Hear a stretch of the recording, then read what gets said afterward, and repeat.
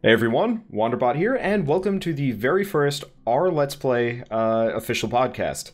And today I'm joined by Chris from MeatCakeProductions, Mari from GeekRemix, and Rick from the D-Pad. And we're going to be talking about a variety of topics for a bit. I'm going to ask each of them about their channels, and then we'll get into the Nintendo's discussion if any of you have been following the news. But before that, I figure I should probably talk about the podcast a little bit. So this is the official podcast of the Let's Play subreddit on Reddit, go figure. And we're going to be trying to do this as like a weekly thing involving 3 to 4, maybe 5 people at a time. And the cast will be cycling in and out. Some of these people here today you will see many times again. Some of them you may never see. I don't know. Kind of depends on whether or not they like me. But so...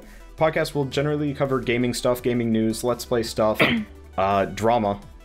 Drama is definitely going to be one of the main things we talk about here. And, well, I guess that's pretty much it. I mean, it's a podcast on gaming. How complicated can you get? So, I guess, do you guys want to introduce yourselves a little bit? Going down the list, Chris? Sure. How are you guys doing? My name is Chris Kitchen. I'm at the MeatCakeProductions gaming channel on YouTube. I am also a frequent guest on the Zelda Informer podcast at zeldainformer.com. I do a lot of gaming stuff with my buddies on the channel. We do Let's Plays, we do highlight montages, we even just play scary stuff just to see how scared we can get. And yeah, it's a lot of fun. Zelda Informer podcast I do with my friend Adam. He's been the host since the beginning. That thing is doing great. And I'm also involved with the animation community on YouTube and Newgrounds. And yeah. Okay, Mari? Hi, now? Over to you, Mari. Hi. There we go, yes. I am Mari from the GeekRemix channel. I do Let's Plays with my friend Stacy on the channel. In addition, I make Easter egg videos, fan theory videos, and top whatever videos, and like character studies and stuff like that on the channel as well. That's it. Well, we also do podcasts whenever we feel like it. Okay, Hey, cool. and Rick? Is it over to me? All right. Hi, Yep. I'm Rick from the D-Pad. We actually started out as a podcast back in 2011. It's me, my buddy John, who is still a big part of the show today. A friend of ours, Nick, who no longer does any stuff with us, but we actually, through that, got our buddy CJ. It's a team of 9 of us. There's a lot of us that are around, but usually only like 3 or 4 at a time. We're up on YouTube. We got Facebook, Twitter, all that fun stuff. For the last 2 years, we did this thing called the Legendary Let's Play, where we played every single Zelda game. Awesome. And actually, right at the end, we got this cool bump from Zelda Informer, kind of out of the blue, which was pretty awesome. And we're actually just beginning another completely psychotic project called the Mega Let's Play. We're playing all the Mega Man games. Way more of those, so we'll be here until like 2030 or so. Now, I guess I might as well start backwards as far as my list goes. I was going to ask each of you questions and go along the order, but seeing as you're the last one to talk, I figured I might as well ask, are you going to be covering Mighty Number 9 in there? Yes, we are. We're going to be, Okay. as soon as we get our hands on that first Monday, we're going to have a video up. That game's going to be great. I've never heard wait. of this. Oh my god. Oh, what? Keiji Have you ever Inafune even has been working on this for played? like the last 2 years. The movie Blade? Sorry, we're kind of, so have you ever played a Mega Man game? Just to go with. Oh no. Okay, so I'm not a Mega Man fan, so I don't know anything. Okay, so... Basically, the guy behind Mega Man split off from Capcom and making some of his own games, and Mighty Number 9 is basically the spiritual successor to Mega Man. Very similar in like every way. Yes. Capcom effectively took their golden child, aka Mega Man, and just slowly just made it worse and worse and worse to the point where they're canceling, like, all of the games that people were really hoping for. Yeah. Mega Man Legends 3 was like the biggest heartbreak of the last 5 years for me gaming. I know. Same. When was the last Mega Man title released, actually? 2012, I want to say, was Mega Man... Actually, no, that was a fan one. Street Fighter X Mega Man was like 2012. Didn't they Yeah, have that's a not good even a Mega combat Man game. though? That's like a Street Fighter. It was either Mega Man 10 was 2010, but I think Star Force 3 came out in 2011, and that was the last one they've done. Yeah, Mega Man 10 was a good comeback. Like, it was a good contender as far as Mega Mans go. And then there's, like, kind of the Mega Man Zero series. It was Mega Man Zero, right? Yeah, those were good. Those also are hard. good. Those are some of the hardest games I've ever really played. hard. I think my favorite in the series is the X series, like X1 through, what was the last one, 8? Yeah. Well, they did like an RPG afterwards called Command Mission, but they had 8 regular ones and then that. Yeah. It was okay. It was kind of long and a little dry, but it was all right. Then there was 7. X7 was amazing. Oh, is that the one that was all in 3D? Yeah. Oh, Jesus. That was bad. I looked at it, and I was like, I should pick this up. I rented it. I should never play this again. Are you guys going to be covering that one? Oh, we're doing them all. Every single one of them. Oh, wow. Even, we actually, next Friday, we're starting one that's kind of a surprise that people probably aren't expecting us to play, and it is hard as hell, and it's funny as hell, and I hope that anything we do after this for the rest of this is as good as that, so...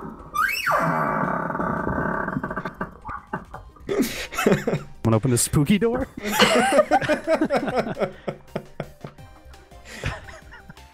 That's great. The ghost of her living dog is haunting her door, apparently. Ooh. Alright. Let's see. Yeah, I've been meaning to just... It's okay. Now loosen this all up. It's the first day jitters, man. Yeah, that wasn't not like you can tell your dog. It was me getting out of the chair. That was the chair, not the door. Whoa, yeah, I thought that was a door. No, I was trying to get out. I was like, I'm gonna be real quiet. And as soon as I moved, it was like, pew! Wow. Have you considered that your chair might be haunted? It is haunted. Let's see. Exercise that with some WD-40. A whole can. There you go. Let's see. I've been meaning to check that out, but yeah, for those of you watching this, go check out both of those. God, how many videos did you even do for the legendary Let's Play? By the time we finished what we said we were going to do, it was about 550. Damn. Yeah. And we're putting out more, actually. We sort of lied about it ending, and we got... Shit. We wanted to give Ocarina of Time another chance, so we did it on 3D, and then we're like, oh, Majora's Mask will be coming out probably in, like, April for the 15th anniversary. And then they're like, oh, surprise, February, so now we're just trying to do all of this at once. But yeah, about 555, I think, was the final number when we closed out the, like, official set. That's good. If I never play Phantom Hourglass again, it'll be too soon. I saw that. I did not want to try it. Oh, it's so bad. It's not one of the good, handheld Zeldas. It's I mean, there's better ones. Yeah. I mean, honestly, it's even that one on its own is not necessarily bad, but like by comparison to virtually any other Zelda game, it's bad. Well, I mean, Spirit Tracks is even worse. They fix some stuff, but like you're on rails the whole time, and it takes an eternity to get across the map. It's a pain. Yeah. So, let's see, segueing from that one, Chris, I want to ask you about just you as a channel, because you've actually been Let's Playing technically longer than I think any of the rest of us. Oh, wow. It really goes to show. Yeah, because Rick and I started... Rick was like a couple months before me coming in, and then I believe Mari started about the same time I did, which is like summer 2013. Yeah, there we go. And then you were 3 years ago, so... Well, it's really funny that you say that. Originally, when the MeatCakeProductions channel was made, I was actually not a part of the group. It was made by a couple friends. Yeah, it was... I actually joined like a year after they started. What they did was, we're all friends in high school. I actually wasn't too good with these guys. Like, I didn't really like talk to them or get to know them that much. But a year later, I had a few classes with one of my friends on the gaming channel. His name is Billy. And so I just got to know him throughout like all of our classes, and you know, we just started talking. He told me he had a gaming channel. I'm like, oh really? So then I checked out some of the videos they had before, which unfortunately some of those got back up on the channel because they were just a little below the quality that we serve today. Yeah, but after that, I think my first inaugural video was our first GTA 4 gameplay highlight, and we actually titled the video "Welcome to the Family." And honestly, after that, I think it was probably one of the best decisions I made in my life to join the channel, and you know, I've had a lot of fun since. Since then, we've done, besides GTA, we've done more things frequently. I think we did Sonic Generations, Oddworld New and Tasty, I Am Bread. Currently, we're doing a few Five Nights at Freddy's things to get ready for the third game. We actually just finished 2 other Let's Plays over this last December and November. So we got a lot of stuff planned, and I want to kind of think it's weird to think that you guys started a little after me, and yet I kind of think you guys are a little more successful. If that's okay, if that's fair. So I feel like it doesn't matter really how long you've been like a Let's Player or part of like any like of the community, but it's really just based around like the content. Like if you're able to make content like initially like really good, which I'm pretty sure for the most part I've seen a lot of your videos, D-Pad, Rick, and Wanderbot. I just started watching you a little like a few weeks ago, and Mario, I was checking up on you today, and you all kind of had a really good start. So I think that's kind of like, it doesn't matter when you started Let's Playing, but you guys are at like a really great stance today. Mari had the good start. Rick and I have been slow burn the entire way. Yeah, I remember seeing you the very first Feedback Friday I ever participated in, and it was like one of your first videos on Saints Row 4, and you put it up and you were asking for critique, and it was like fairly positive stuff, and you were like, I don't think you were a very large channel at that point, and then I looked back like 2 weeks later for something else, and you were at 1,000 subs. Oh, well, oh, wow. You know, well, a lot of that, not to discredit the Let's Plays, but a lot of that is because I make other content besides Let's Plays, so. Yeah. You know, it's funny, Jesse Cox tweeted this morning, I've said it once and I'll say it again, diversify your channel. Diversify. Just stick to one thing, it's not going to be a good ride for you. But if you diversify, then you got the right ticket. Yep, that's what I do. I diversify that. Are we allowed to swear? Yeah, go for it. I don't care. I just diversify the fuck out of my channel. Nice. Yeah, no, we're trying to build ours up a little bit too. We're trying more like live content. We're gonna try doing more reviews. We just did some really super silly, like we got snowed in with the big blizzard that came through New England, and me and Meg, who's like our team artist, decided to, because crispy M&Ms were back, she bought like a whole bunch of bags of crispy and pretzel M&Ms. Whoa! Crispy M&Ms are back? Yeah. Oh yeah. They've only been back for like a couple of weeks. That was exactly my reaction too. We had a taste test. I'm gonna pause the podcast right now. I'll be back in like half an hour. Sound good? Yeah. Yeah. Let's all go to Walgreens. Oh my God. We did the taste test and we put it up actually just today, and it was a lot of fun. Like we're trying to. I have really stupid ambitions sometimes with video projects. I've got a giant list of stuff that I want to do. That's There's like no wildly... such thing as a stupid ambition. Well, they're just not stupid, just stupid ways to get there. Yeah, unrealistic given the current circumstances, I guess. Right. And every now and then we have to, like, me, John, and Meg live together, so we'll usually sit down and, you know, pump out ideas and go, okay, now what can we do with just the three of us with those ideas? So, like, we did the M&M thing, and, like, we do silly videos, you know, as extra bits now and then, but I think doing the silly videos and all that stuff, I mean, it gets people to come in and get interested in who you are, because no one wants to just watch a Let's Play. Yeah. There's a lot more. Oh, my God.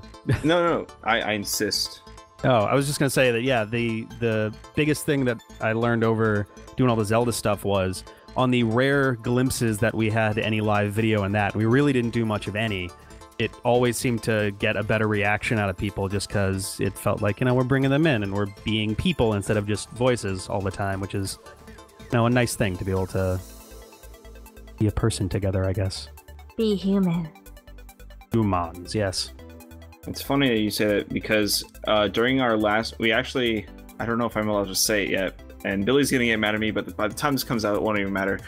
We finished recording Let's Play for the first Sly Cooper, Thievius Raccoonus, and during the recordings of it, I actually brought out my camera for some times and started just shooting like sort of behind the scenes stuff. And he's just like, "Why are you doing that?" I'm like, "Because no one knows who we are, so we got to put our faces out there somehow." He's like, "Well, all right." And so I kind of went up to everyone who was there, which was me, Greg, and Devin, 2 other guys on the channel. And I just went up the camera up to their faces and stuff, be like, "Greg, this is Meatcake Live. How do you feel?" He's just like, "I feel good." And we're just fooling around. So I'm really hoping after we edit that up, we can post that. And just have that be our little start to our live action stuff. That's super cool. That's a cool idea. Yeah. Trying to convince Meg. She doesn't play many of the games, but she does usually sit in on a lot to like just take pictures or video or stuff so we can slap. Now, Mari, you haven't shown your face on your channel yet, have you? I'm never gonna do that. Thank you. Yeah. Never. I thought so. But the cartoon or the animations that we did lately, I think, helped personify us. But Stacy and I, we are never gonna show our faces within our plan. Like even when we go to events, we're like, we're gonna wear masks. Like, do no, the Daft Punk serious. thing. We're like, we're gonna wear luchador masks or some sort of mask because That would be awesome. I know, really right? cool. We'll have like our own themed masks because. You know, now that I think about it, that seems kind of awesome. Like we're that would be like a really cool PR Slipknot. stunt. Yeah. But we don't.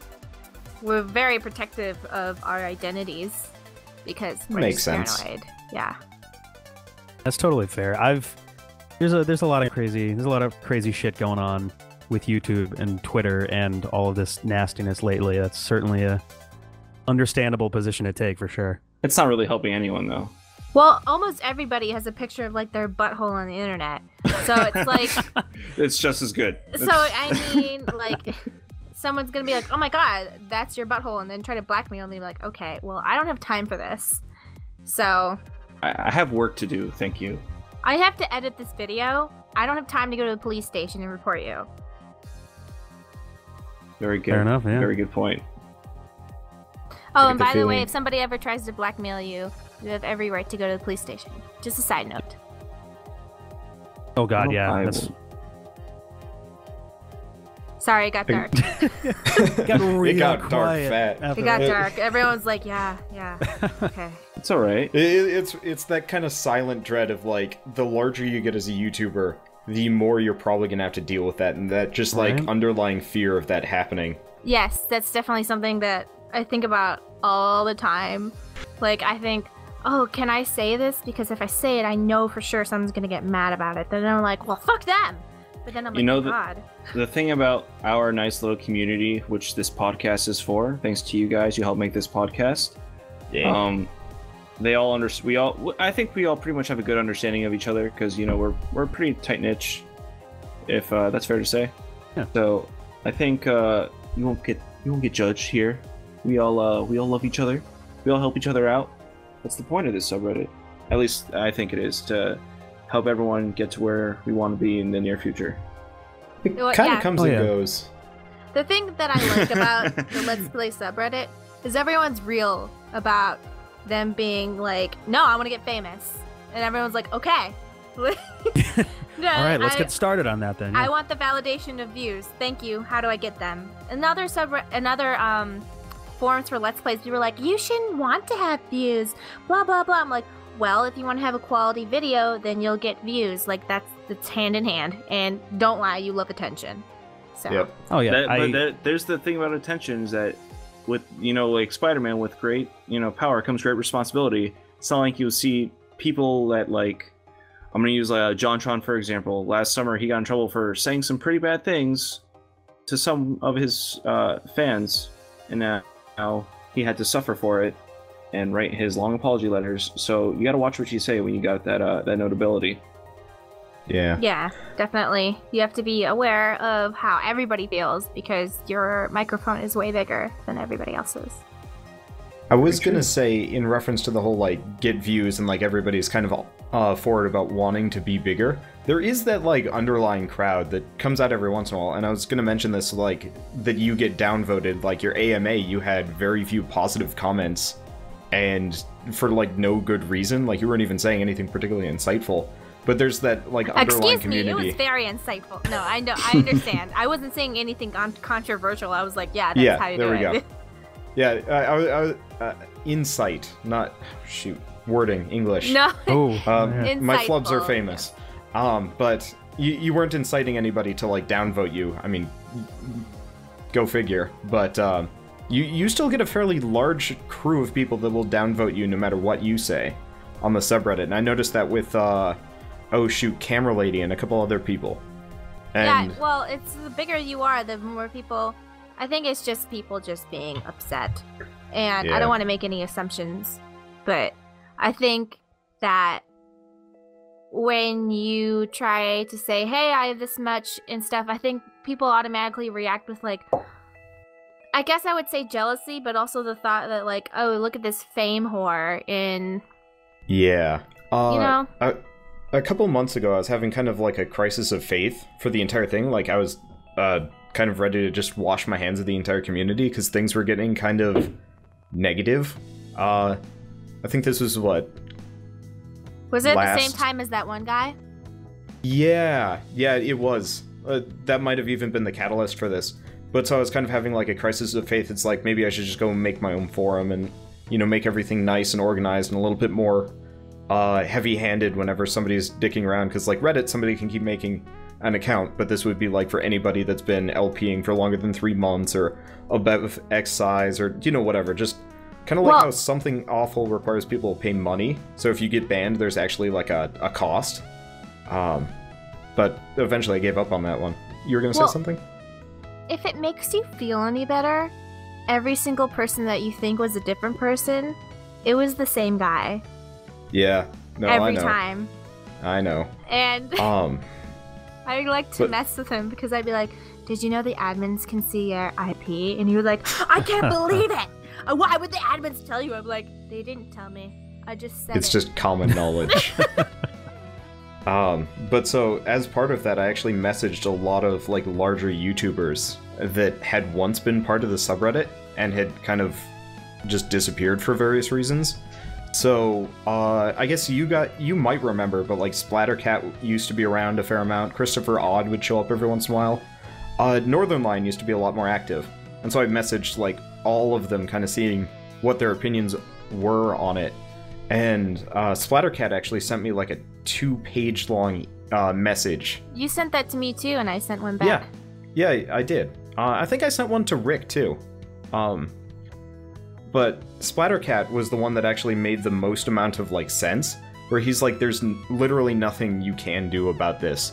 And, like, he actually removed his link from his Reddit account, you know, as far as the subreddit goes, because people would see his posts, look at him, and actually, like, go to his videos and just write hateful things in relation to something he said on the subreddit for being, like, large or whatever. See, somebody else said the same thing. Oh, Cry actually made a reference to that once. Really? That people would do that to him, yeah. Even Cryotic, which is part of the reason why he kind of came and went from the community.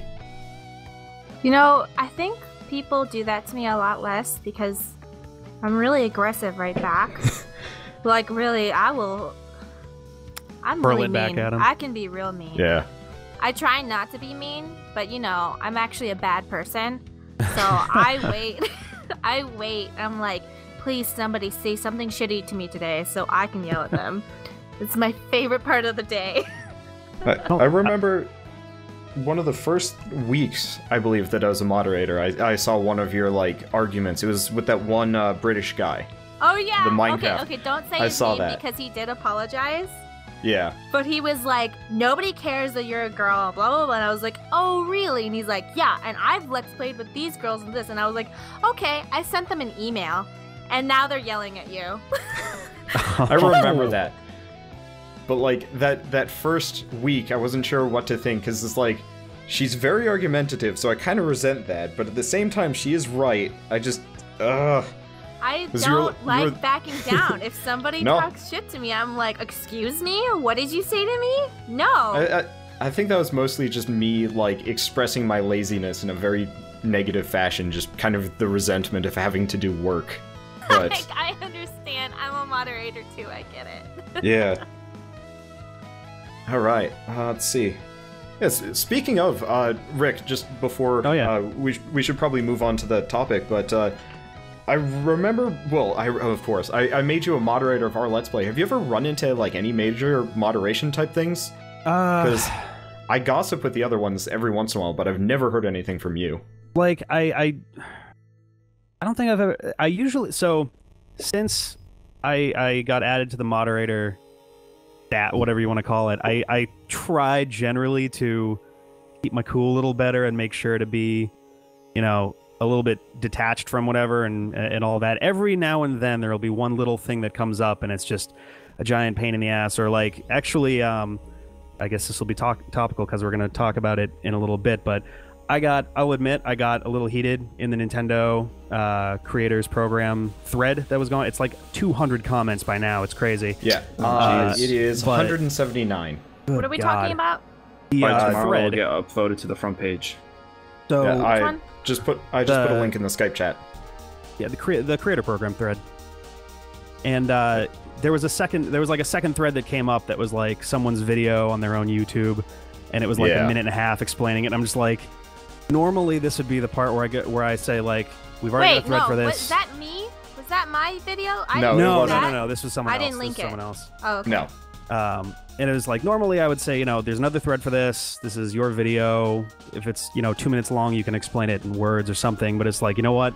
If I go and, you know, do something on that, that could come right back in my face with how, you know, things went down the other thread. So I'm just like, I'm just gonna wait this one out.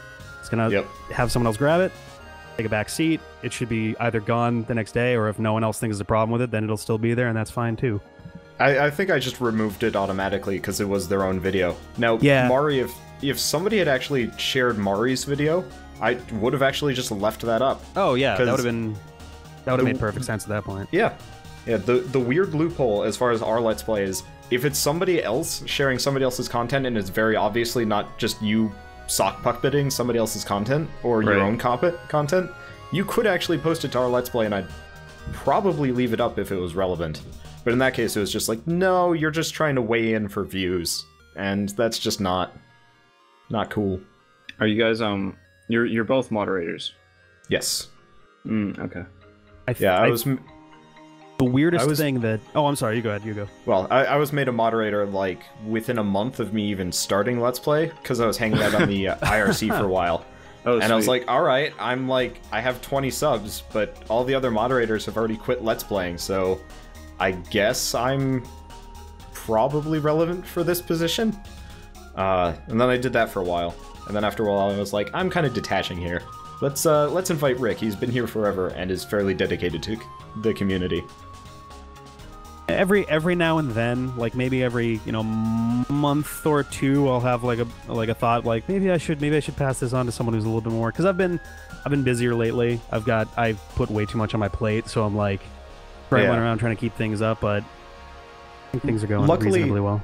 Luckily, we haven't had two things happen. Well, two things happen. One, Kid Lion, who's kind of disappeared anyway, but he set up the auto moderator.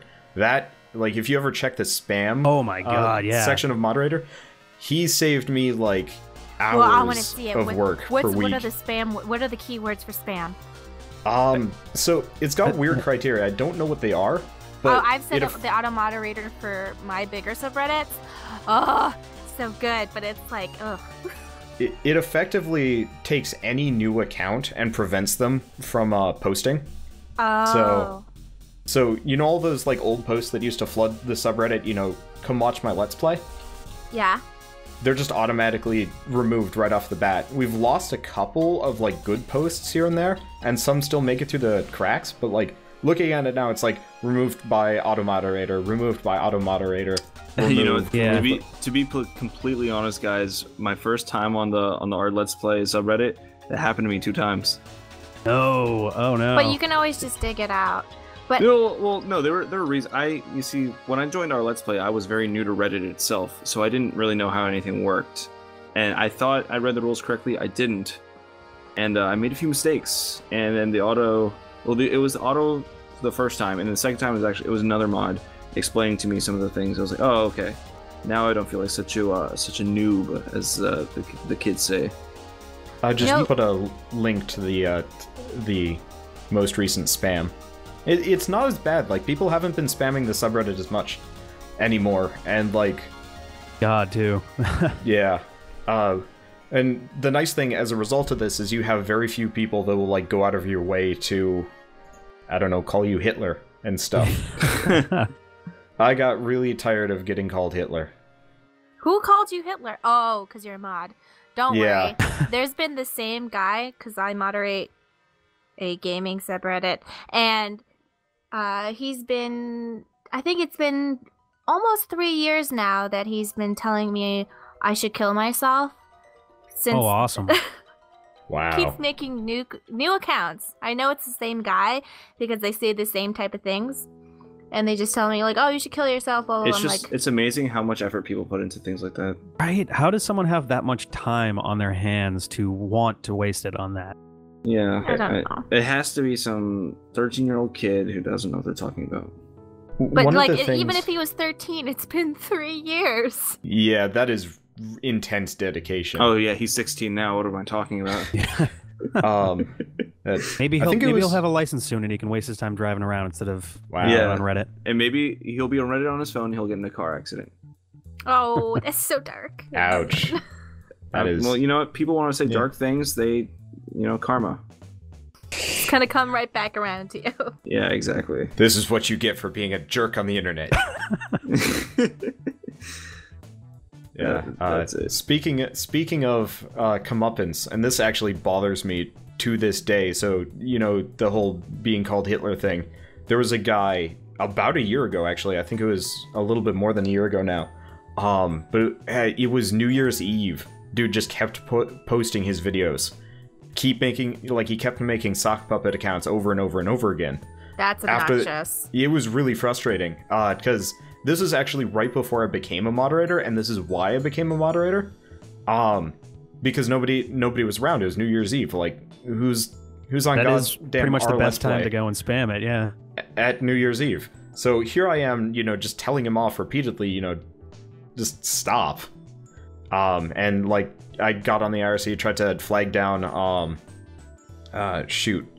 Reverend DS, and honestly, I was maybe a little bit too zealous about this at this point, but it got to the point where they moderated me on New Year's Eve, pretty much at midnight, at which point I started banning the guy repeatedly, closing all of his threads, at which point he started making sock puppet accounts to share screamer videos, where they have just a very short sound clip of a scream. God. Yeah.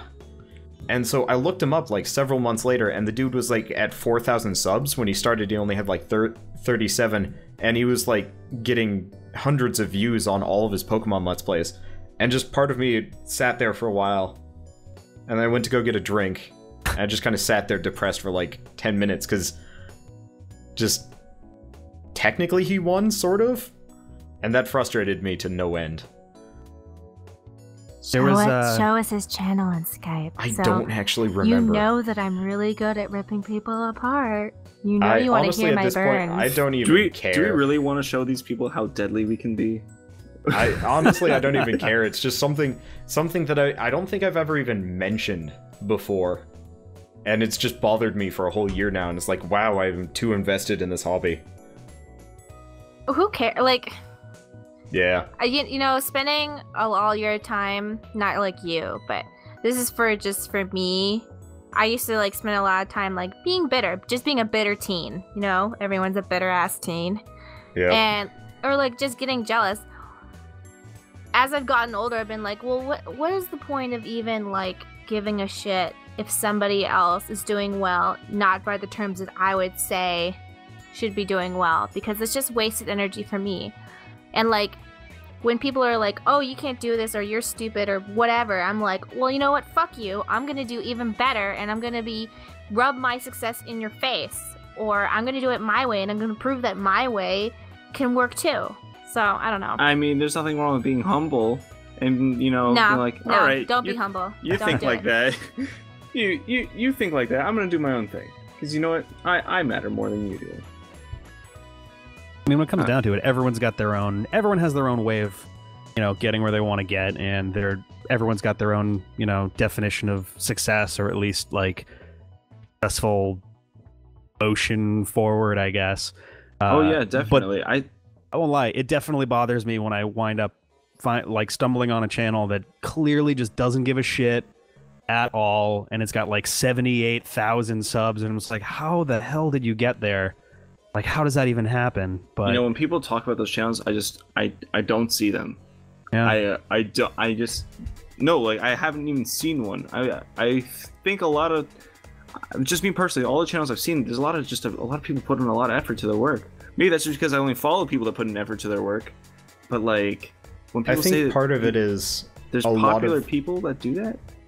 A lot of those like large channels that don't put effort in don't really come up anymore because they didn't put any effort in and have kind of fallen off the face. Like, they'll get mentioned every once in a while. Oh, actually, they eventually plateau, or just they stop out of nowhere. Is what ones that happen. I can now think of one actually that my friend Greg on MeatCakeProductions, he mentions this one guy all the time. I don't want to say his name, but I'm gonna say it so people know who I'm talking about. You guys ever heard of Darkside Phil?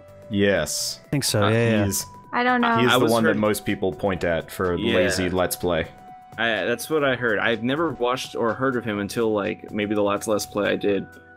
And I'm just like, who is this guy? You keep mentioning him, I just don't know who you're talking about.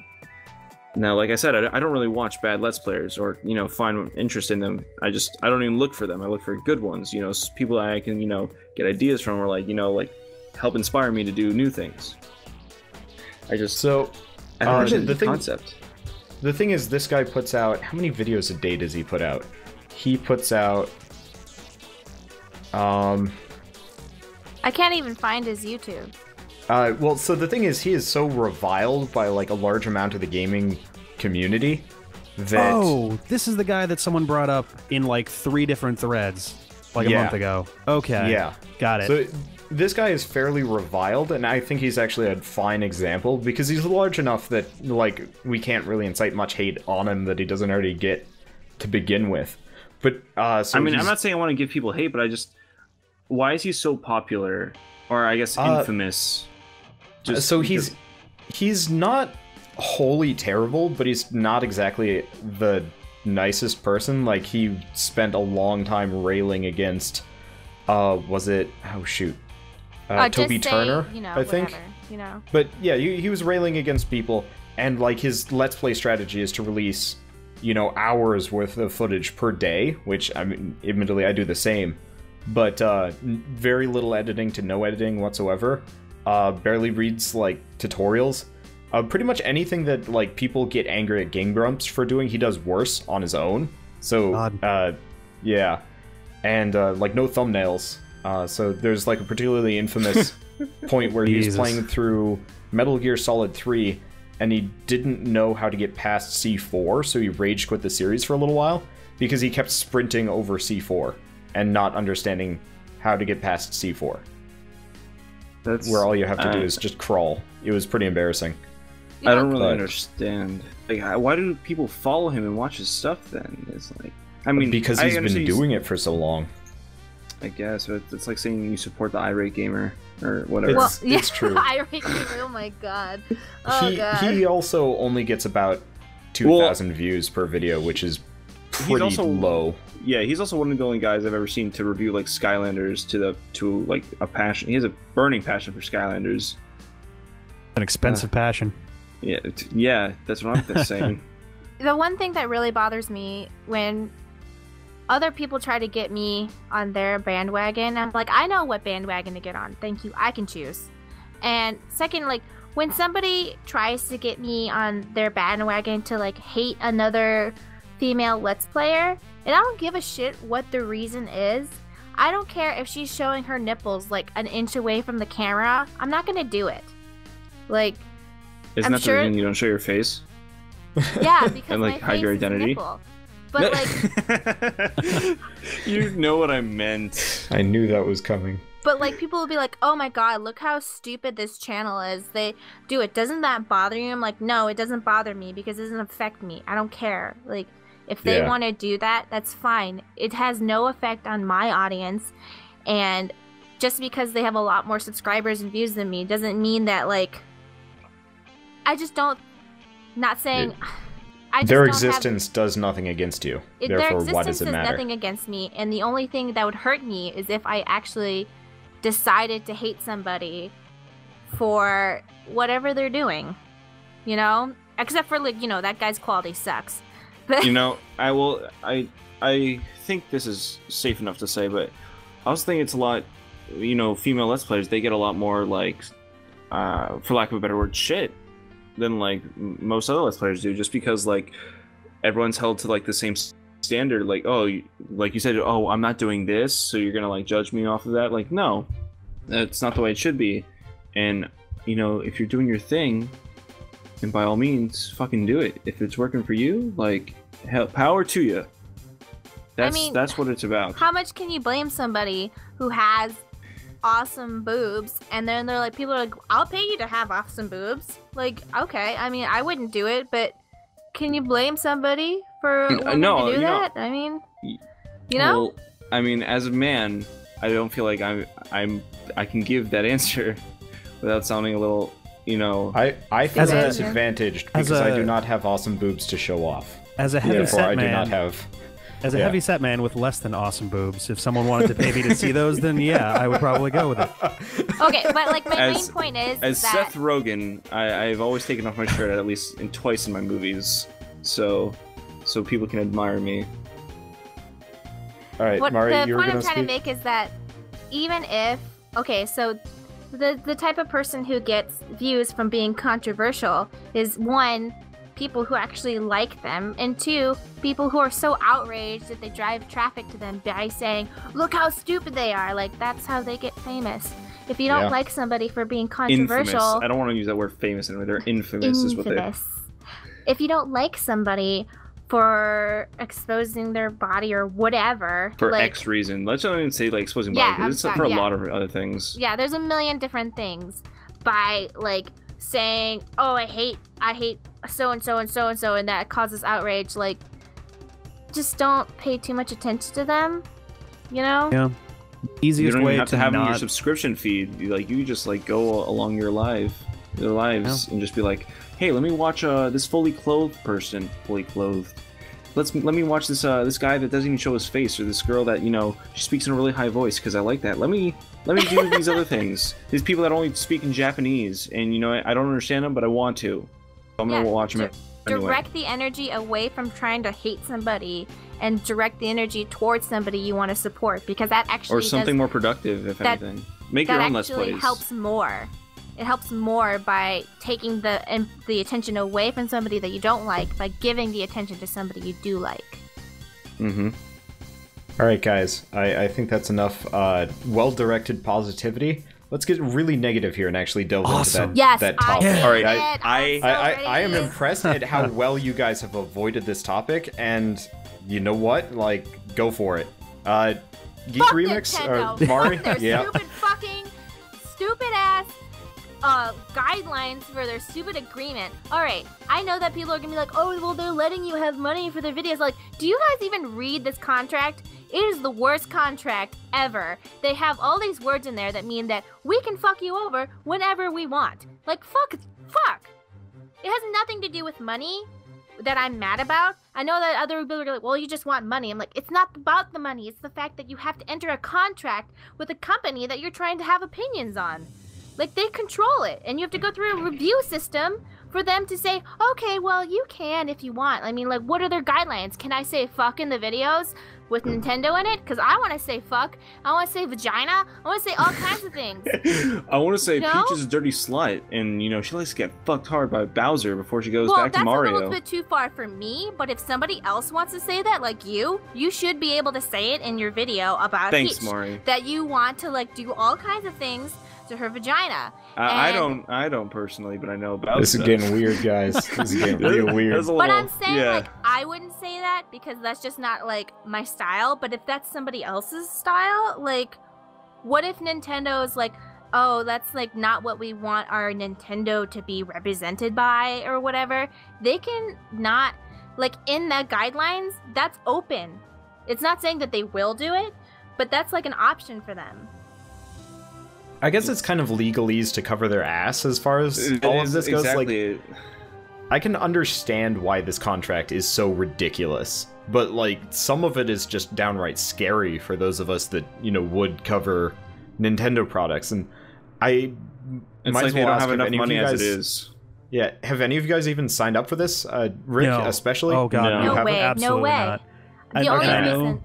I know that it's like super, maybe not hypocritical, but like I was one of the, I don't even want to say defenders because I'm not defending it. If anything, it's like a very loose devil's advocate in the Let's Play subreddit for it. But like the two biggest things that jump out to me immediately, like if the rest of this was all just blank white page, the two things that are the absolute worst in here are, one, there's that 3-day period, which, one, if like half of my videos wind up getting edited the day they go up, and they need to go up that day, and I can't wait 3 days if I want to keep to the bullshit schedule that I hold myself to. But 3 days is a long fucking time. And not only on You that 3 guys days, have they a crazy review the schedule. video. Yeah, well, I mean, that's the other thing too is, you know, if this were to take off, whether it does or not, how in the hell are they ever going to watch and sift through and actually properly look at, you know, all of these videos in 3 days? Every single video that comes in, 72 hours later, it's done. Like, I don't believe that they're going to be able to hold to a 3-day thing if it gets popular. And what if it's not verified? What happens if it's not verified? You wait for 2.5 days and the video goes, oops, sorry, I can't do this. Like, that's a big fucking problem. Will you not be able to monetize it, or will it be they claim 100% of it, or do they say you can't have it at all? Yeah. Like, that's the issue. Like, what happens when you're not verified?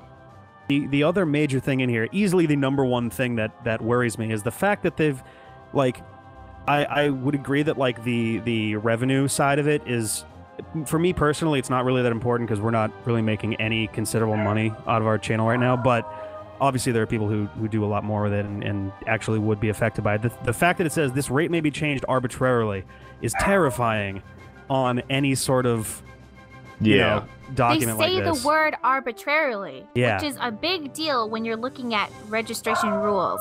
Like, that's the actual word that they use. So, I mean, not that I think that they would do this, but as an example, they could. You know, you sign up and they just go, oh, by the way, you get 0 just all the time now. And it's not something that MCN hasn't done before. RPM Maker, they changed the contracts in the middle of doing it. And I remember watching you go through that. Oh, I'm so mad. But was that during the big the sponsored versus managed? Yeah, and people were like, yeah. oh, who cares about the money? I'm like, it's not about the money. It's the fact that they changed my contract without asking or telling me beforehand. It's not, like, to me, it's rarely about the money. I just don't want, when you sign a contract, you should be able to trust the people that you're in contract with, you know? Bullshit. Like, I feel like there should not have been I saw this, you know, the details of the creators program around like 2 a.m. When it went online, and I skimmed through it, and I just went, you know, I have to look at this in the morning. I don't understand what I'm reading for half of this, and the other half is freaking me out too much to want to even touch it. And that's not a good place to start. You know, if you're reading through the document and every other line is going, oh, that's not so good. Oh, that's not so good either. Oh, shit. Like, didn't one of you guys say that they actually have the button pop up for accept when you're only halfway through the page? So I was looking at it and I was scrolling down, and it pops up as soon as you get to like part 3 or 4. This isn't even halfway through, but like at first you're like, all right, I can read through this, and then I mean it's only like 1/10 of the screen, maybe 1/8, but it's still this big pop up, you know, pops up before you've even gotten the chance to read through the entire contract. And it says, you know, do you agree, effectively? It instead of like having it at the very end, which you would have in like any sensible contract, it's like, nope, you can skip past this and just agree right off the bat. Which I guess in like any other EULA, I would totally go for it just because I'm lazy. But this is not any other EULA. This is actually like very important. I mean, honestly, that's we haven't seen it much lately, thank God. But like over the summer and a little before that, we would usually get a thread every a couple of weeks or so, especially again when the sponsored versus managed was going on, with people going, Yeah. how can I get out of my contract? How can I do this? It's like, did you read it? Did you actually read what you signed? But the thing is, the way they set it up for when you sign your contract is so deceiving for a lot of multi-channel networks. Like, half the time when you click the button, it's not exactly clear what you're doing. In addition to that, when you're on YouTube, when there's a copyright claim, when you want to dispute it, there's a big button that says, okay, got it, as in saying, I understand what you just told me. And then there's just some highlighted text that says dispute. So it's not saying I agree, it just says, okay, got it, in this language that doesn't infer that you're actually agreeing to something. Like, technically, legally, it says, like, oh, I understand, but it's like bullshit. I definitely it's one of those things where like YouTube and a lot of other sites are trying to be a little bit more, not just like hip or whatever, but they're just using more plain English, and it's like no, just treat me like a business partner. Say it as clearly and however long it's got to be for you to say what you have to say. Just say it, because the okay got it. The first content ID match that I got, I clicked on that, and then I was super confused because it was still on my like thing, and I was trying to figure it. Like, I'm digging through, I'm like, oh, it's just this one highlighted phrase. I'm supposed to do that? Did I just screw myself because I just said acknowledge, or am I still able to do something about this? And it's like there needs to be a lot clearer language on a lot of this stuff. There's a lot of people just don't understand contract language is the thing. That's where they really get you. I'm always a little disappointed in YouTube that they don't actually link you to a video that, because they have all of those videos that tell you like how to do SEO and all that kind of stuff, the YouTube creators playbook videos, if you've ever looked at those. So they have plenty of instructional stuff. Why it doesn't, for like the first couple times that you get one, or just every time thereafter, pop you up with a video and it's like, this is what we mean here. This is what you can do. Yeah. This is where you should and shouldn't do it. And I mean, admittedly, that would set them up for some level of liability, but like 90% of the YouTube channels out there have like zero access to a lawyer or really anybody that would properly understand this. Like, a lot of YouTube channels are run by children, even, adult children, effectively. Like, I look at this stuff. They just start uploading videos because they just are having fun.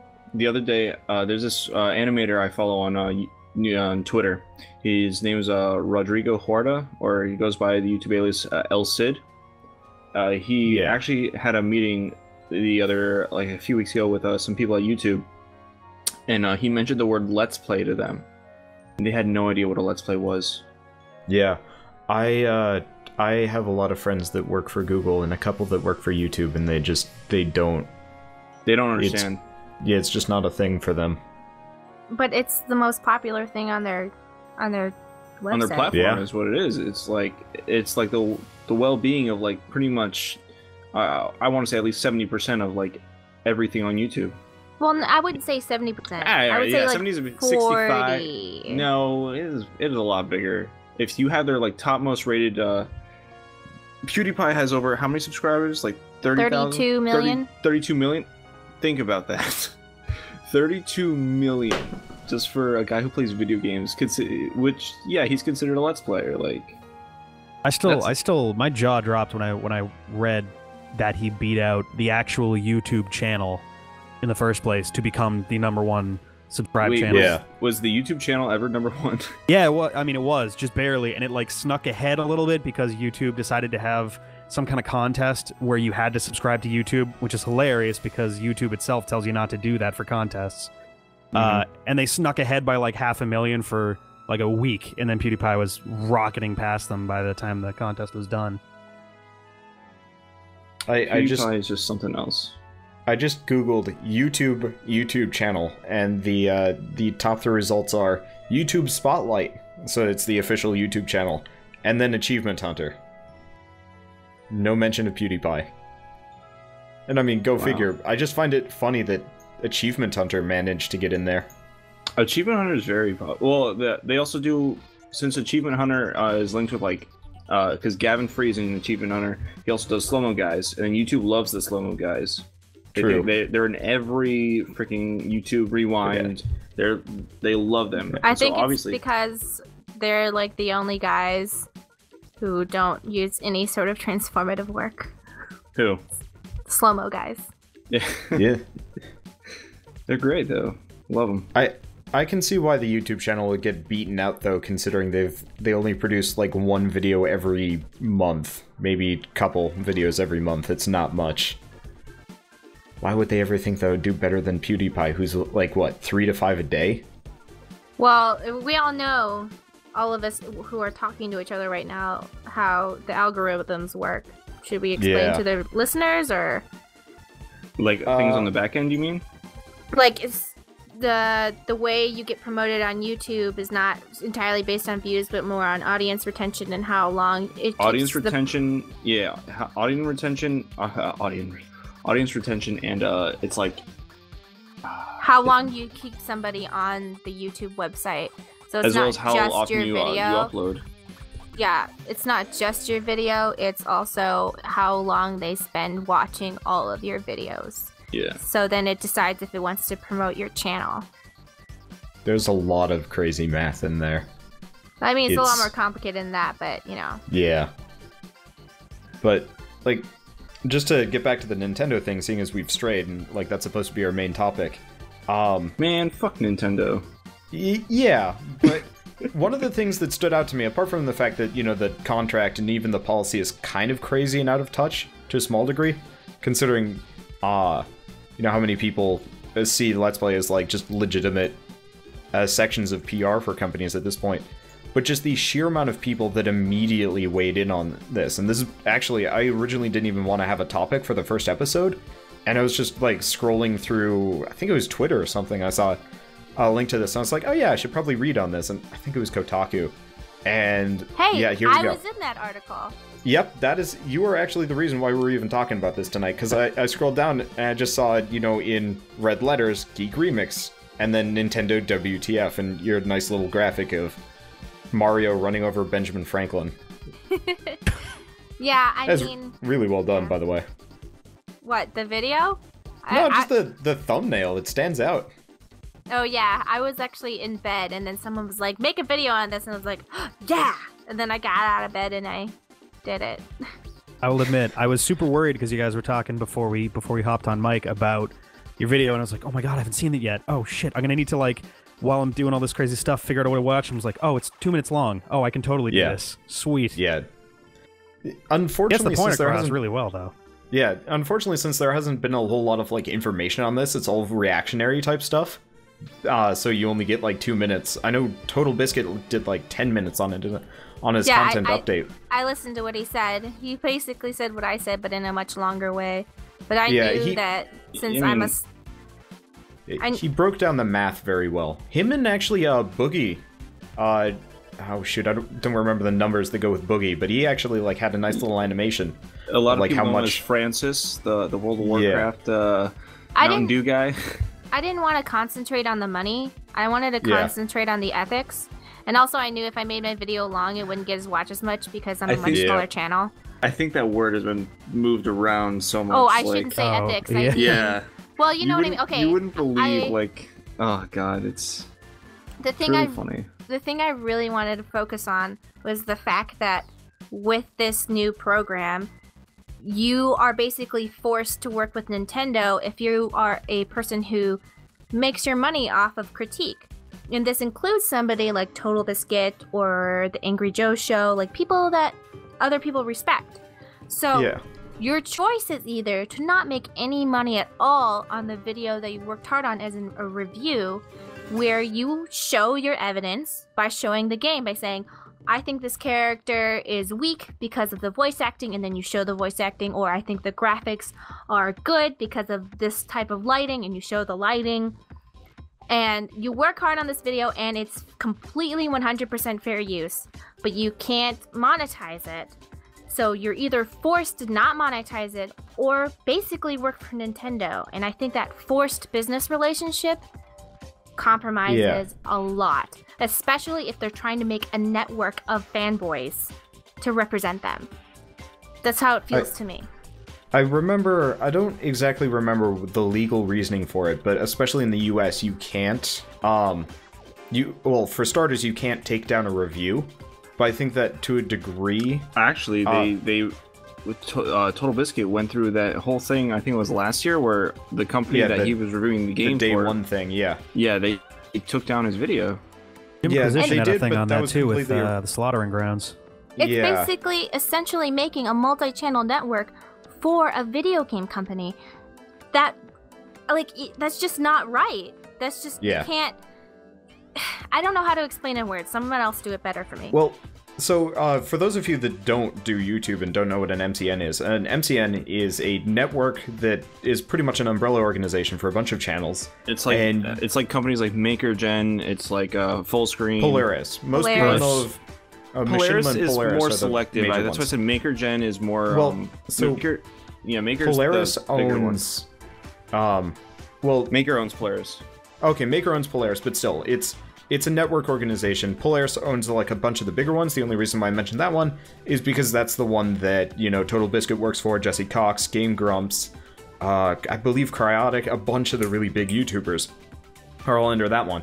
But there are many other MCNs, but they're effectively no different than like Viacom or any other TV network. Disney owns Maker, don't they? Or they just bought Maker? They bought Maker about a year ago, so things are changing for a lot of money.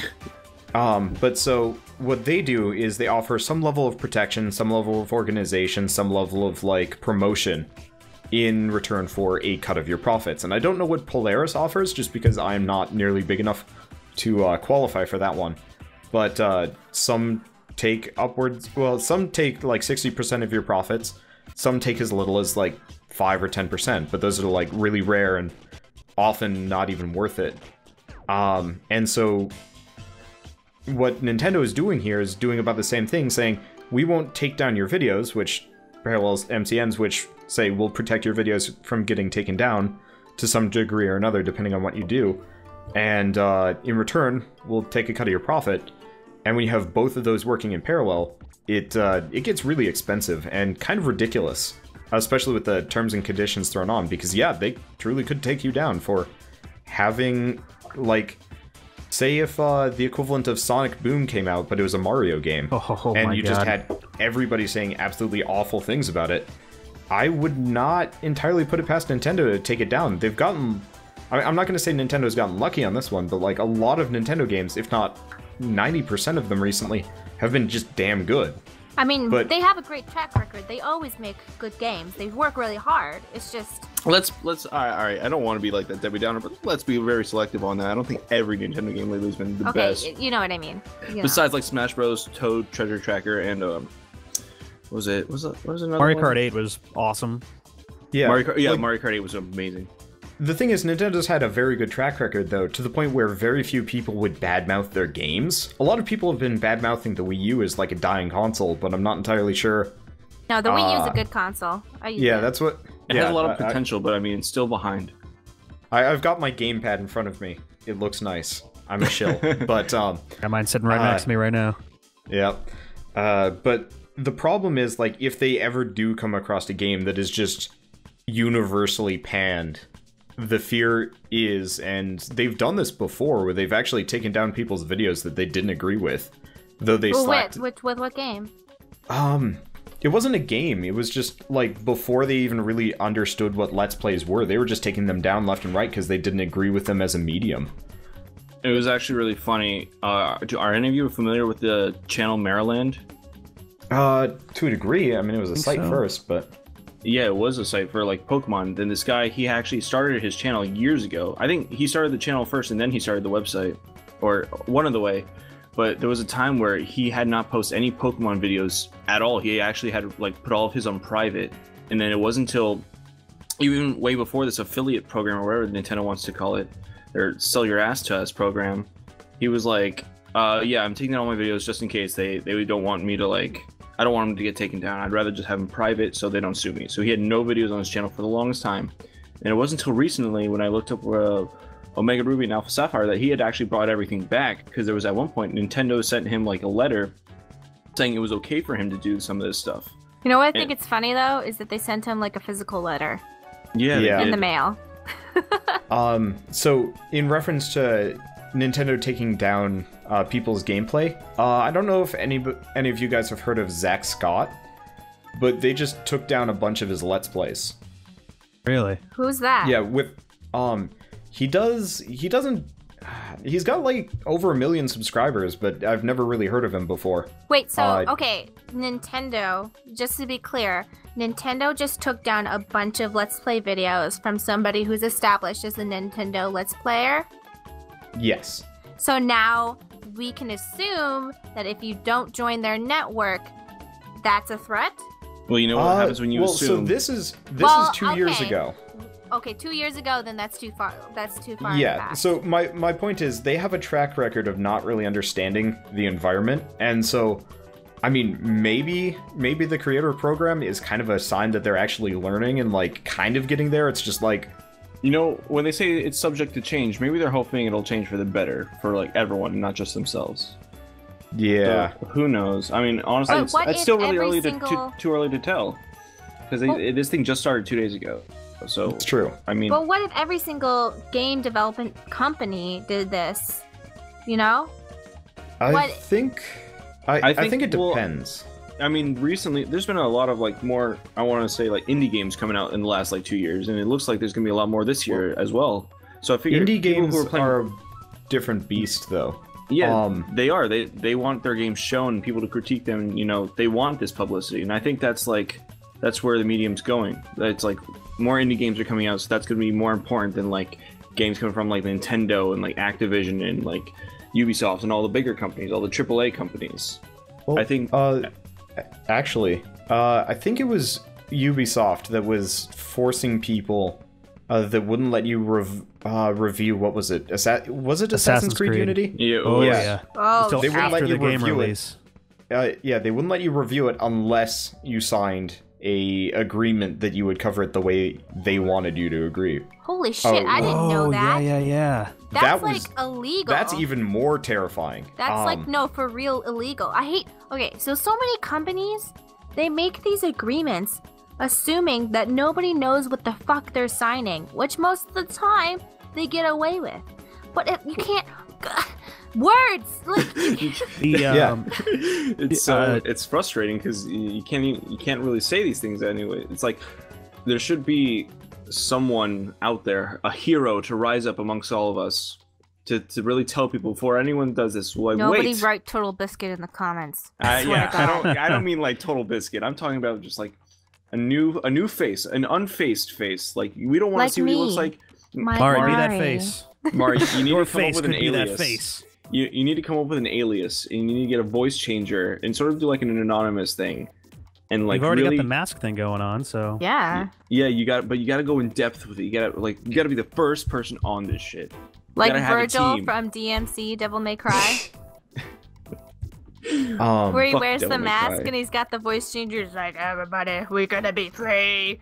oh Maybe yeah, I you could be a team remember of that. people. All right, Yeah. our Let's Play community, guys. I'm speaking to you now. God. We got to band together, and we got to We do are- something like this. We are not anywhere big enough for that. The problem is, like, with Ubisoft We are growing, or though. Ubisoft We or really whatever. are. We are, but the problem is, like, a lot of big people kind of disappear after a certain point. But the problem with, like, the Ubisoft thing is they can get away with it because the big YouTubers are scared, because all it is 3 strikes and you're out, which is terrifying. And YouTube already has a Out track forever. record of not. You can't make yeah. a new account. Too bad Yeah. they can't take your Twitter away. I had Yeah. I just had a minor freak out on my own. I uploaded. It was a really stupid idea, but I uploaded. It was the music video for Uptown Funk, set to Oh, no. Walk the Dinosaur.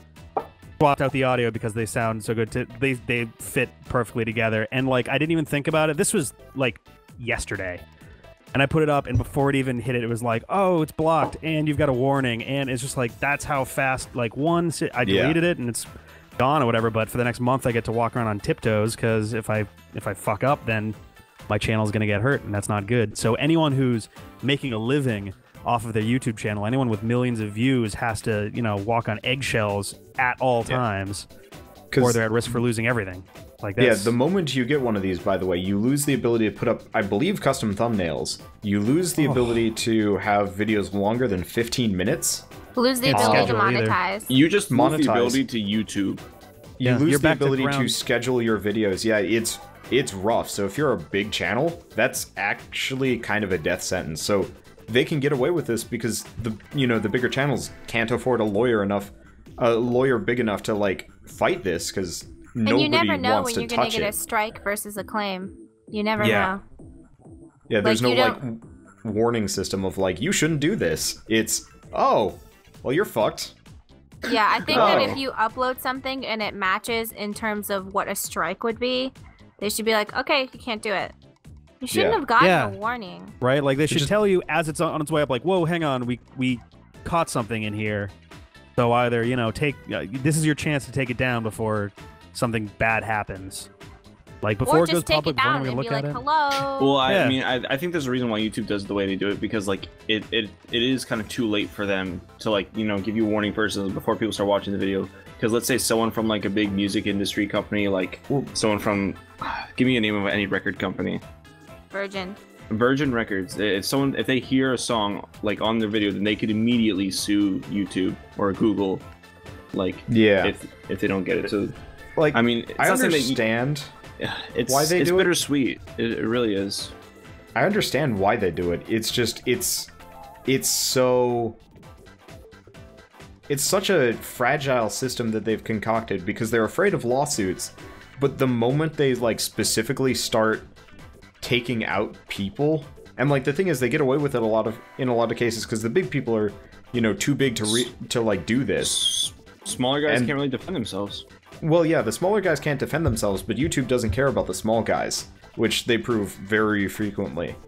Well, and so it's kind not of like so much this. they don't care. It's just they're too big to spend resources on them. Yeah. And like, well, even at a big level, they barely have any customer support. Like, They have no customer support at all. God, You know like, what's it's like, hilarious? send us an email. We'll get back to you in a year. Somebody yesterday was like, oh, all your problem seems to be like hypothetical. I was like, what are you talking about? They're like, well, I mean, if they claimed your video that's a review, I mean, you should just contact YouTube support and then get a lawyer. And I was like, are you fucking stupid? All right, one, you know how expensive it is to get a lawyer. You know how expensive it is. Right? Like, Oh my god. I got that a bunch in the same thread in other spots where they're just like, oh, I mean, you just get a lawyer. It's like, do you have any idea how much that costs? well, lawyers are and then expensive. they're gonna come up with the questions like, oh, so you see, is it worth it then to really fight over it? Like, But it's all these bunch of assholes. Like, the other thing is, lawyers just don't touch internet copyright. Like, they just don't. it's still a new system, it's still a new thing that people still don't understand today. It's like the internet's only been around for like, I don't know, I want to say 40 years, if not, I think less actually. 30 years. 30, more. even worse. 30. So like, we still have no idea how the hell to run this thing, and then you have all these things like, oh, we need to protect the internet. Oh, we need to give companies the right to protect their stuff. Like, oh, downloading. Oh, copyright. All this bullshit. I mean, there's arguments in the U.S. about whether it should be treated like radio and TV and regulated that way, or if it should be treated like a utility, like electricity, which would be a lot less regulated Well, for like what internet can be is said. considered a human right according to, I can't United remember, Nations, I the think. United And like, Nations. yeah, UN Yeah. or Geneva or something. Yeah. But I don't know. It's just, It's it's still too early to tell. Us as the pioneers, I want to still call us the pioneers. The first 30 years, I think we're pioneers of the internet. I think we should help. This is me doing that community thing again, guys. Yeah. We should come together and band and form a group and have a symbol of freedom. Well, the easiest way go on to do tour and play awesome covers. the easiest way to do it, and like I can't honestly say this with a true amount of, I don't know, a straight face, but like the easiest way to get around the whole like Nintendo creator system, the whole like Ubisoft Zoom in. freaking gagging thing is simply just to not cover those games. And unfortunately for people like Rick here, he doesn't have much of a choice in terms of like the legendary Let's Play, because that's his thing. I mean, I'm also I will admit, I'm in a really unusual position with it because I mean, the Zelda thing, we had 550 videos, only about, I'd say 20 got flagged out of that entire thing. And that's just content ID. I haven't gotten a content ID match in the last 3 months. And almost everything we do right now is Nintendo. There's also like one more, I guess, solution, but I mean, it's a lot harder than it is to like not do the content. You can do the content, it's fine, but I mean, you're gonna have to find a different medium besides YouTube. Like you're gonna have to maybe even create your own, which is it's a lot harder. But you know, Oh, what was the name of that one that got started up like last spring? Oh, yeah. no, not Game Wisp. That one actually is doing kind of okay. There was one that there was like a huge forum for building it. Well, oh shoot, I remember start that. your own websites, kids. That's what's important. There was a huge big thing about it, and they were like, "Yeah, we've got 6 people, and some of them know how to code." And it's like, "Oh my god, you're gonna need a lot more than that to do anything." Well, I mean, remember YouTube? I would like to take this time to plug Game Wisp. Yeah, seriously. I'm definitely not totally. No, I'm not getting paid by them, but we're working on the servers right now. Actually, speaking of Mari, I know this is like a future thing, but the creator of Game Wisp wants to be on the podcast. So I was going now? to... not right now, but like... Bring him in, call him up right now. We got some questions. Nah, I want to do a Game Wisp podcast at some point, and we can be shills there for the duration of that. So I don't get accused of nepotism sometime in the future when someone watches this like 3 years from now. I don't get paid by them. I don't get any money. I've just been helping them test the beta servers and stuff. And today we looked at a bunch of stuff. It all seems to be working, and it'll be ready for a semi-soft launch soon. So yeah. For those of you that don't know what Game Wisp is, Mari, you wanna? Can I go over what it is? A new service where you can upload your videos onto there and have premium people who want to help support your channel. They can watch your videos there early, and they can watch it on that server. And one of the nice things today is that somebody from a country where I had a copyright claim on one of my videos where Ellie and Riley kiss. There's a song as they're kissing, and so it got claimed, which isn't a problem for me. I just can't monetize that video, but it was blocked in some countries. So I sent them a link to Game Wisp. Oh, you know what? They may get in trouble. Well, I don't know. You'd have to talk to that. What's the internet without a little trouble? Yeah. But technically what I did was fair use. It was just automatically claimed. But I sent them the link so they could actually watch it. Yeah. But I got complaints from my German viewers because they couldn't watch the first episode of Borderlands, the pre-sequel. I got a German one too. Wait, it's so weird. I'm sorry. I need to finish explaining how this works. So I upload the videos to their server, and I put all the tags in there, and they've simplified it so that the same tags go through the whole series. And I also make it so I put my thumbnails and everything, and I put a release time in there. So the people who, as if they were Patreons, but only on Game Wisp, they can watch all those videos at once on the website. And then I have it set so that it will release on different days and release it at a certain time for me. And it uploads all the thumbnails, the description, and everything for me. So I don't have to redundantly do the description over and over and over again. It does an autofill. And it does the tags for me, and it does the thumbnails for me. And it opens it up at a certain time for me. So I can do it all at once and still let the people who want to see the content early see it early. So this is good for people who have Patreons and stuff who want to give early access content to people, or premium content that they only want certain people to see. I have a quick question. This isn't about the service. This is actually about something you said earlier, because I actually did not know this, because I never played the DLC for The Last of Us. But I guess spoiler question: is Ellie gay? Yep. How old is she? Well, okay, it wasn't a sexual thing.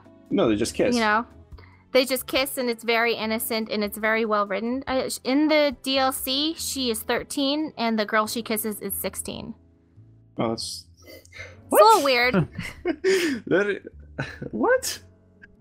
Okay, Ellie kisses the girl. That's fine. I don't have a problem with it. That's a really weird take. Okay. Oh, it's because she's 16? No, well, no, she's 13. Oh, because Ellie's 13, and yeah, she's about to turn 14 in the DLC, because in the main game she's 14. Did I not say spoiler? I'm pretty sure I said spoiler. Oh, the DLC right? comes first. Okay. You did say spoiler. Okay. It doesn't. It really. Okay, I'm usually like, ew, gross, but no, I'm not ew, gross. I'm just like, okay, I guess. I mean, just to continue this topic, I'm just surprised that they would actually do that for like a 13-year-old. Usually games don't even touch that unless the character is specifically an adult. So to I mean, that's like really, the part I'm more worried about. If you watch it, it's not sexual at all. Yeah, and it's no, not I figured as much. It's not like a sexy kiss or anything. It's Here's not like another thing. That would be creepy. She's probably never even like kissed someone before. No, it was her first kiss, I think. Yeah, But That's cute. Yeah. That's cute. I like that. It just goes. Maybe she didn't know. I'm making a note somewhere. I should actually go get a PS4 so I can play this game now. Well, you can play it on your PS3. It's just. I don't have honestly, a PS3. It's not like tongue everywhere. It's just like No, but it's just like she probably has no idea of just like I don't want to say like she doesn't have an idea of gender roles, but I mean like think about it in like a society where like nothing really exists anymore besides like the need to survive. It's like who cares about who's gay or lesbian or who's straight or whatever you are. So long as you make babies eventually. Yeah, so. Exactly. And I'm sure they can just inseminate or whatever. Yeah. That's an interesting take on it. This is a can of worms that I would like to get into in a later podcast with people that have actually played the game, because I think Rick and I are completely just... I'll admit I'm in the dark. I've been meaning to play that for a very, very long time. I've only played so much of The Last of Us. I haven't even finished it yet. It's on my list of games I need to finish. Let me just say... I just gotta get a PlayStation. Yeah, same. It's not a sexual thing. I didn't feel uncomfortable being like, oh, they're kids. I thought like, oh, this is such a cute story because they act like kids, like having their first crush. It's not like, oh, I'm gonna like touch your boobs. It's like, oh, I'm gonna touch your boobs. Yeah, it's like, I really like you and I don't know how to say it because I'm like a teenager kind of thing. It's really interesting. I'll admit, every one of your "it's not" scenarios would make a hilarious YouTube sketch on its own. Oh no! Someone should do like a what is that? What are those called? Bad voiceovers? That would be really good. Oh god! I want to like do a voiceover for the Dragon Age 2 romances because they're fucking psychotic. Oh jeez, I'm just starting to get into Dragon Age. I gotta. Oh, the game is great. Like, I'm having a good time with it. The male romances for Dragon Age 2, they're the craziest motherfuckers on the planet. Yeah. They're fucking crazy. Crazy how? Like, not like crazy haha or crazy like, ha, that's kind of cute. Like, oh my god, you're fucking crazy. You're fucking crazy. Literally. Okay, like, but like... Literally. Like literally, the man in my head says, I can't be with you, but I'm gonna be with you anyway. Literally a thing he says. The man in your head. Oh my god. And he for real has a man in his head. Pops out now and then waves to the camera. We're not even exaggerating right now. That's really? Oh, actually Jesus. for real what happens in the game. There's a man in his head, and he comes out of him and like yells at people and kills people, and then goes back inside. This is a romance option for Dragon Age 2. Wow. I almost feel bad for... I'm at a loss for words stopping right now. my Let's Play on that one. I mean, he goes you know up what, Dragon to you, Age? Good job, Dragon Age. And he's like, hey, every night for the last year, I've been thinking about you when I wake up in the middle of the night with a boner. Also, like, for real. Oh, is this the real. creepy elf dude? No, the elf dude is the less crazy one. And then he goes, God. And then after he talks about like how he wakes up aching for you, he's like, tonight, if you leave your door unlocked, that means I know that you want to fuck. And you're like, what the fuck? Door locked. See, this is why I was just... the door open. I don't know. Scenarios like that make me appreciate Saints Row 4 so much more for their tongue-in-cheek. The romance options that they put in that game are fucking hilarious. If only because they're like only half a step removed from actual game romance options like that. I was really disappointed you couldn't romance the vice president. I know. Oh man, that was so disappointing. You can romance the robot, but you can't do the V. Yeah. What a bummer. See, so just to kind of go back to the Nintendo thing and how we were talking about like Ubisoft and like kind of the slippery slope of like companies getting worse and worse. I was gonna say as kind of like a positive thing, it actually seems like the different companies. I mean, they're obviously already very different. So Microsoft recently came out with a thing that just blanket statement, you can monetize anything. Yeah. Carte blanche. So I get the feeling as far as like Nintendo goes, they'll just do their own thing until they find out that it's actually in their best benefit, probably, to switch over to a more beneficial role. Or, and I think this is more likely, they're probably going to start partnering up with actual multi-channel networks and integrating the Nintendo Creator Program into that, which I think, that would be a positive thing. Yeah, I feel like there has to be something between Nintendo and the person, because I don't like the obligation of signing a contract in order to cover their content. Yeah, I mean, no one likes the obligation of having signed any contracts in general, but I mean, like, at the same time, contracts help protect you instead of just, like, leaving you out on your lonesome and just being like, if someone wants to take down a video of yours, they can just do it without you even knowing. Like, imagine someone who's not, like, partnered and they have, like, all these content ID problems. They're probably in a lot more trouble than someone who is partnered with something. Maybe they should work on their contracts being a lot better, and, you know, less of signing and more open-ended, better for you in a sense than just like themselves. The problem is we have to be really vocal right now, because most of the people, I was reading a bunch of forums and stuff, they don't understand. They don't understand it. The comment is a lot of reading, and it is a lot of stuff that people have to do on their own as well. Like, yeah, even the Kotaku article that I found your comment from, Polygon. Actually, Polygon's a completely different thing, but like 90% of them were people just actually railing on YouTubers for even making money to begin with. And Polygon's article header about, well, because PewDiePie talked about the Nintendo thing, and their header said PewDiePie attacks Nintendo over da-da-da. It's like, that's not what we need. Yeah, that's not helpful. That is... Even if he was... Way to make us look bad, PewDiePie. Even if he was being, like, aggressive and, like, needlessly whatever, like, that's... By drumming up more, actually, like, fanaticism over it, like, it I needs to be... I think you're actually getting wrapped into the serialization of Polygon as opposed to what PewDiePie actually said. Yeah, PewDiePie, he didn't attack them, but he did actually miss a lot of important points, but whatever. He did have a crossed out "fuck you, Nintendo," though.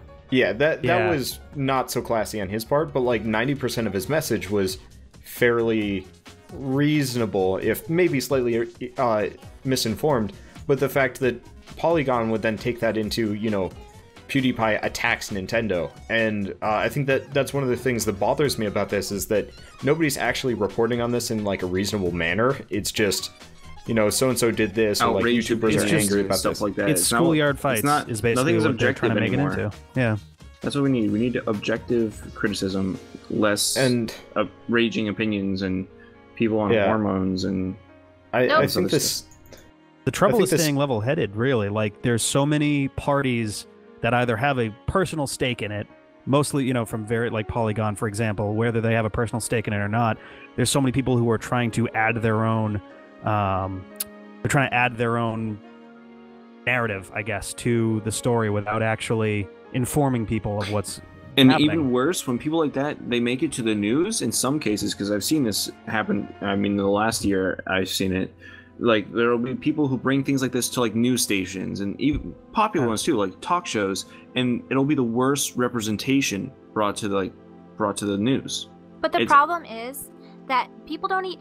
My video was 1.5 minutes long, and people didn't even finish watching it before they started commenting. I could tell.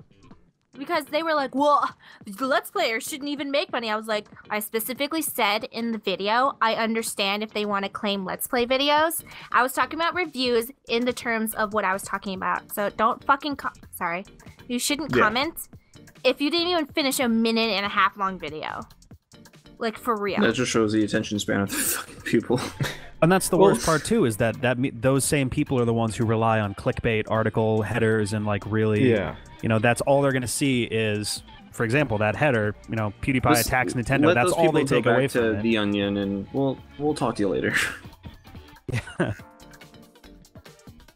It's so frustrating. It's just, I know, like, I try so hard. Like, I understand how YouTube videos work, which is why I speak so quickly and cram all the information as tight as I fucking can for some of my videos. It's just so people will, like, actually get all the information and then start processing it before they talk to me. I People think a just lot suck. of these people came to your video, A, because it's pretty high on the list, but they just came to argue. They didn't care about your message. Yeah, they just saw Nintendo what the fuck and they just wanted to yell at me. Like a guy Yes. repeatedly said, like I was ignoring him. And he was like, GeekRemix, do you hate Nintendo? GeekRemix, do you hate Nintendo? Like over and over and over again. I was like, I'm not engaging in you. Go away. Yeah, it's disappointing, and I think this is kind of part of the problem that's been plaguing just Let's Playing in general, that in a lot of cases, you know, here's this big company with a legal issue, and it's presented in such a way that scares a lot of people, go figure. And unfortunately, because of the way kind of the internet echo chamber works, you end up with like 3 or 4 factions and nobody really knows what's going on. So that's kind of why I bought up like Kotaku and Polygon and stuff. And very few of those articles actually had any like original points or even like in-depth thing. And like I read the first 2 pages worth of Google results, and except for the Polygon thing, which is actually reporting on PewDiePie, which I mean, credit for them for saying something slightly different. All of those articles were the exact same, and it's kind of just like the only voices here are either loud or ignorant, or both. And it's kind of worrisome that like this is how we're going to be represented here, because a lot of the comments just did not get it. They don't understand. They don't even understand the world or anything. So when they try to say like, oh, that wouldn't happen, I'm like, no, it happens all the time. It's right now. Like, it just happened to me today. Like, you know? But I mean, it's a hard world for a Let's Player. Sort of. I mean, yeah. No. Yeah. It's a hard world for people who want to make content about gaming stuff, is what it is. I don't want to say Let's Players, because you know there's different sects of types of gaming content. It's not even necessarily just gaming. I mean, I've had issues with. I've done a few reviews on the YouTube channel, and I've had issues with those just from the video content that's in there, and that's something that is explicitly covered under like U.S. copyright law, UK like copyright law, fair use and stuff like that. Yeah, fair use for commentary reviews, things like that. Yeah, for like education. Exactly. Yeah. I don't remember. Oh, I was just gonna say I don't remember what channel it was, but there's a guy that did anime reviews, and regardless of whether or not you like anime, dude had like 50 to 100,000 subscribers, and he got taken down. Exactly who you're talking about. Oh my god, I was talking about this with someone last week, and it's really bothersome. What's this guy's name? And despite the fact that him getting taken down is quite illegitimate, it's YouTube has the final say in the matter. You can't sue YouTube to put your channel back up. People who do movie reviews, they can't. It's like... Yeah. Well, sometimes the movie review people run afoul of that. Like, I know there was one guy, one really big one, that got taken down because he actually used pirated footage as part of his review. I know that's not good. Your movie sucks. That's kind of dumb. Yeah. Yeah, it was him. It He was The Hobbit, wasn't it? He got his YouTube channel back, but yeah, it was The Hobbit, and he was like, I understand I kind of messed up, but my way of thinking was that, you know, I needed to show a review, but now he just makes his quickies with trailers, so. Yeah. That one's... it's hard on YouTube. That's kind of why I brought up GameWist, because they actually seem like they're in tune with what's going on. And even to a different degree, Twitch also feels like a company. I know Twitch has a lot of stuff wrong with it, but if you ever go over to the Twitch subreddit, the Twitch admins are actually there 24/7 responding to threads, and that just felt so weird and refreshing to me that they actually cared. I'm pretty sure they're. I think more so they're paid to do that. Like that's their job for Twitch. Oh, I wouldn't be surprised at all. Well, it's good PR. It probably is also like a really like time-consuming job. But I think they have a more than a few couple like mods, don't they? The subreddit itself? Yeah. Yeah. Oh yeah. So well, like, yeah, I mean, I these think are legitimate Twitch employees. Yeah, exactly. They're the guys that get to wear the cool purple hoodies. Or we're all stuck here with our like, how do we get one? I want one. Do they get paid by Twitch? Yeah, probably. I mean, if they're Twitch employees, I would assume the company. That was actually part of the big controversy like a year and a half ago. Oh, let's not get into it. I know. I don't want to get into it, but that like whether or not they were paid was like a big deal during that whole thing. Well, I just know that a lot of people get confused over what people's roles are for different companies, because a lot of people think that I work for Reddit. And I'm like, I don't work for Reddit. Yeah. I'd love to work for Reddit, or at least get paid to moderate Hitler. You would love our Let's Play to pay you, but yeah. Just to FYI, to all the people who love to give shit to moderators do this like because for fun. It isn't because like their we job. Want to. It's like, we're passionate about this. To add Directly on to volunteer that, work. I don't mean to like like intervene, but like when I made the post about making the podcast, Wanderbot was the first person to respond, saying he would love to help start it. So we got in contact. Like he made all this happen.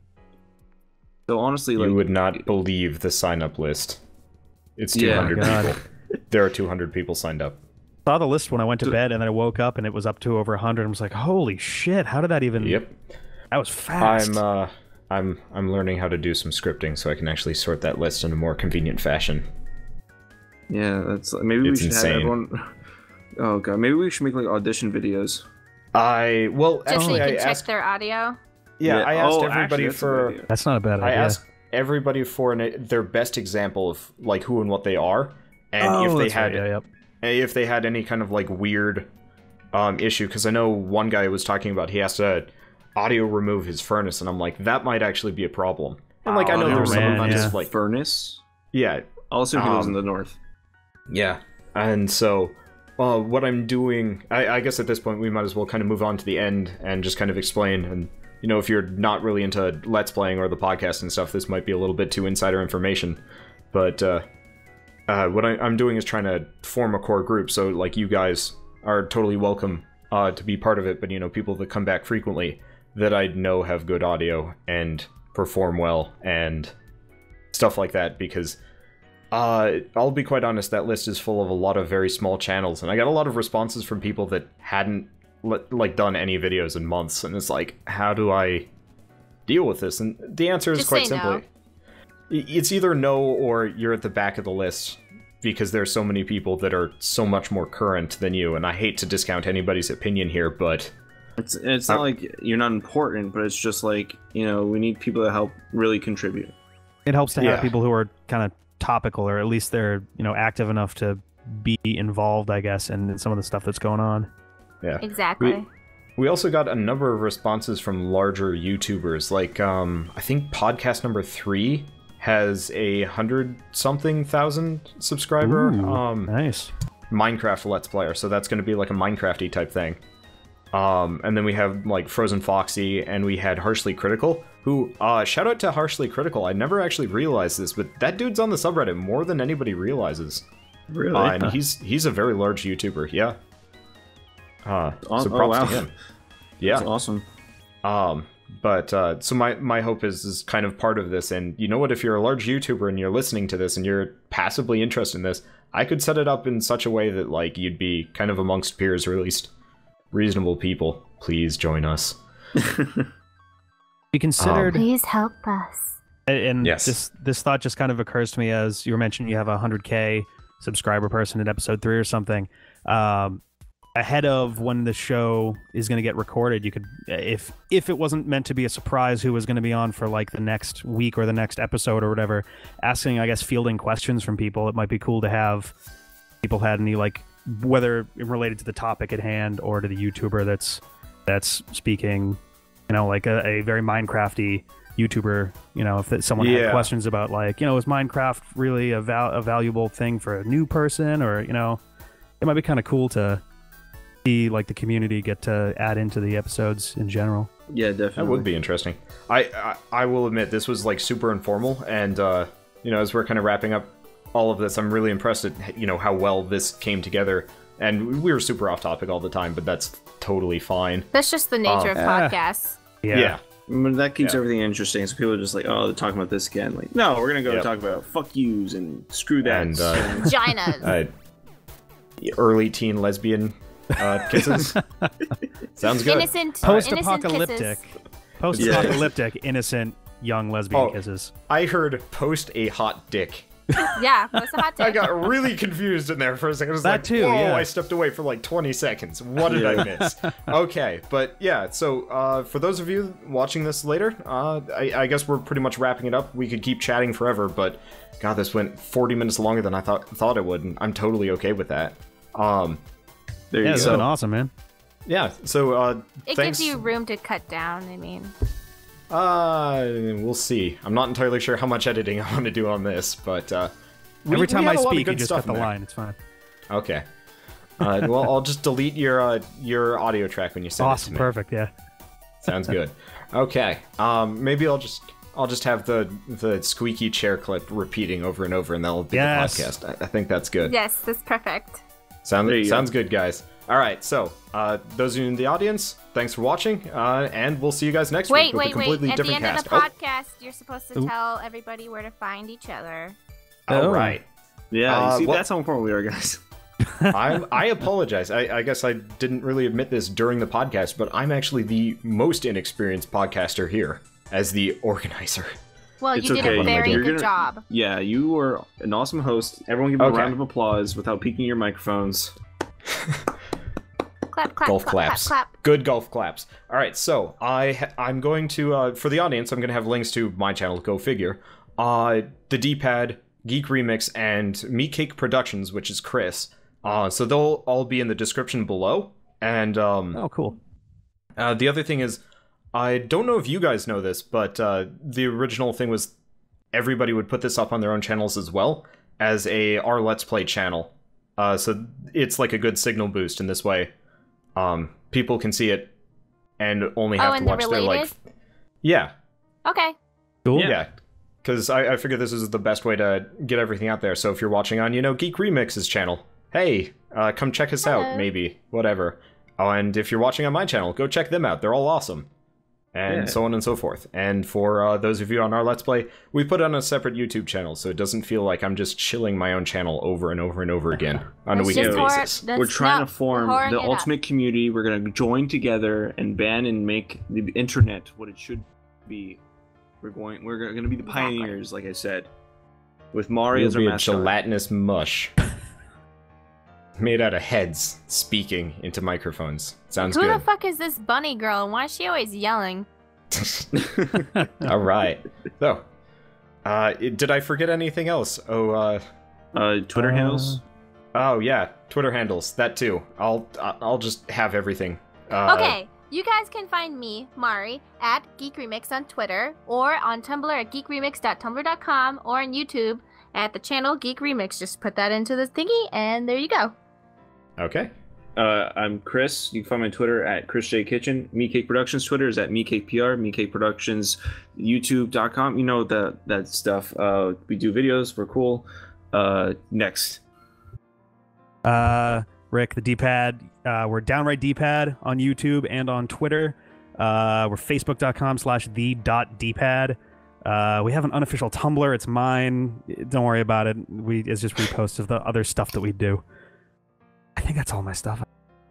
Wait, okay, so do any of you guys do anything other than Let's Plays, like top 10s, any Oh. special projects? We're starting on yeah. some top 10 soon. Well, besides Let's Play with MeatCake Productions, sorry, I have a piece of pizza in my mouth. Wow, he's ending the podcast before it's ended. Yeah, I work with a lot of animators and voice actors for Newgrounds and YouTube. So, but most of that stuff you can find on my Twitter. Or And what's your Newgrounds. Twitter? At Chris J Kitchen.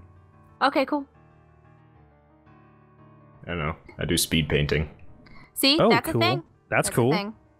We, I think we're going to start putting our films up on D-pad as well. We have a separate channel called 2-Bit Pictures where we did like competition films and stuff, but I think we're going to start putting those up on the D-pad because why Smart separate plan. all that stuff? Yeah, exactly.